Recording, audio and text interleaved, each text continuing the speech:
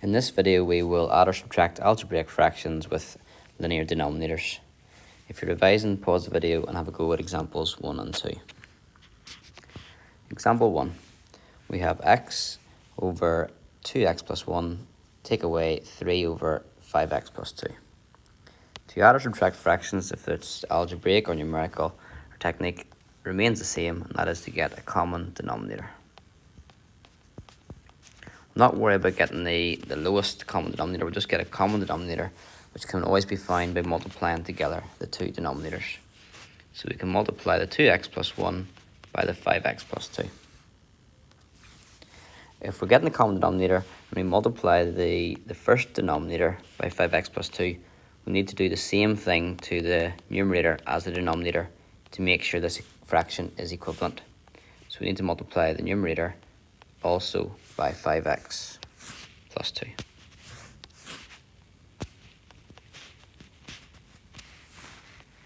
In the second fraction, its denominator is 5x plus 2, but it needs to have the 2x plus 1 on it.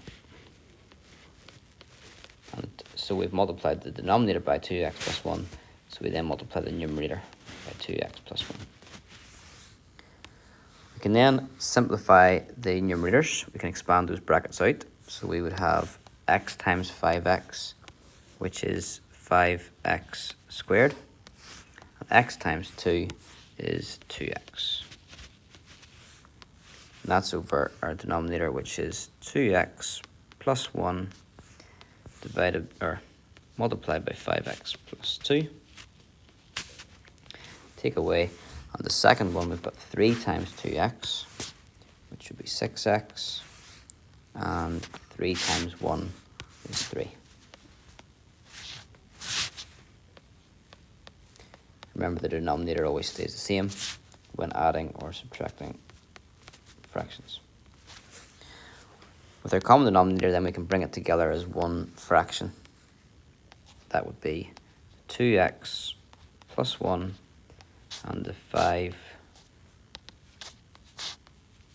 plus 2.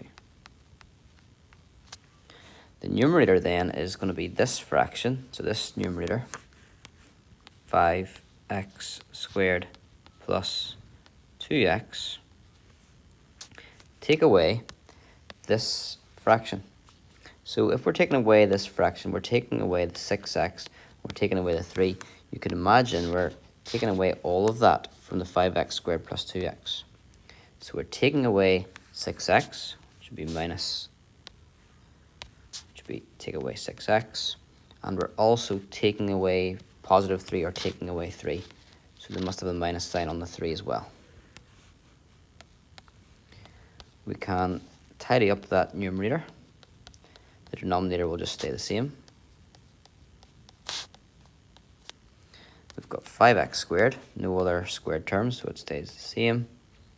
We've got 2x, and we take away 6x, which would be minus 4x, and then we have the minus 3.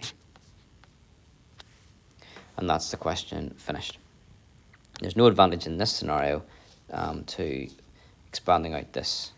You should look and see, does this here factorize? In which case, if it does, go for it. In this case, it doesn't. Number 2. 4x over x squared minus 1 plus 3 over x minus 1. The denominator isn't common, and if we're going to work out the common denominator, we could just multiply the two together. However, we can spot here x squared minus 1. And this is something to look out for. X squared minus 1. X squared is a square number. 1 is a square number, and we're getting the difference of two squares. So that can actually be factorized out to be the square root of x squared, which is x, the square root of 1, which is 1, then a plus and a minus.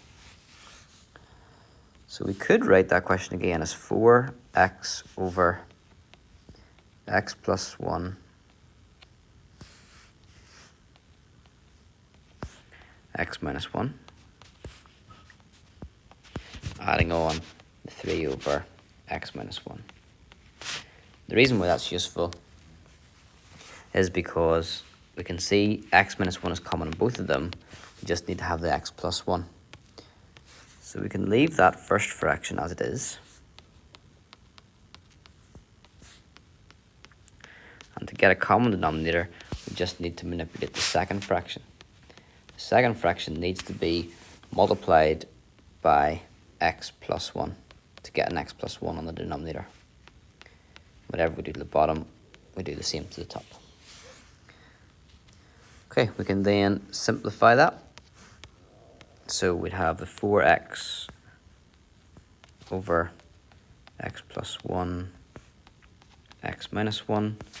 We're adding on, if we expand that bracket out, 3 times x is 3x, 3 times 1 is 3.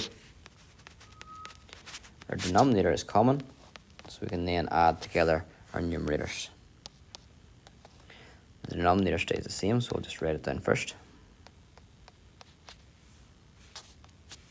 And we'd have 4x plus the 3x